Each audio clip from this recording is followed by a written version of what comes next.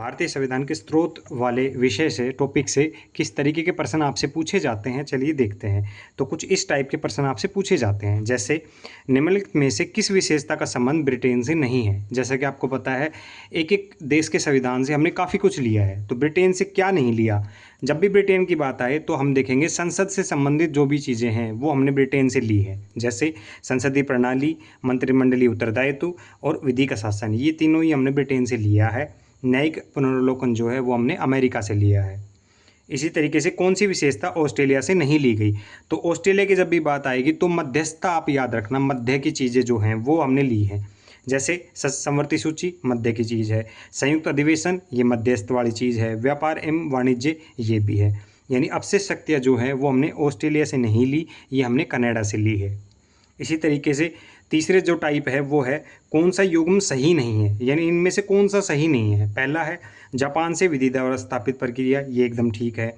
America से न्यायिक पुनर्वलोकन, ये एकदम ठीक है।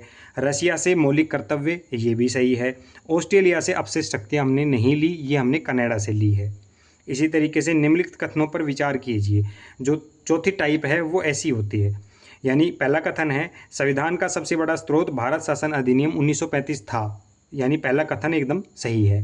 दूसरा है अधिकांश प्रशासनिक ढांचा इसी अधिवेशन पर आधारित है, तो दूसरा कथन जो है वो भी सही है।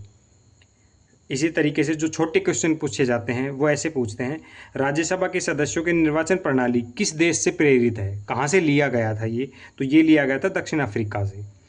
कौन सी विशेषता जर्मनी से ग्रहण की गई थी, जर्मनी से आपातकाल प्रावधान लिए गए थे। भारतीय संविधान की उद्देशिका पर सबसे अधिक प्रभाव किस चीज़ का पड़ा, तो वो पड़ा था फ्रांसीसी क्रांति के जो आदर्श थे उनसे। तो विधि का शासन की अवधारणा कहाँ से ली गई थी, तो ये लिया गया था ब्रिटेन से।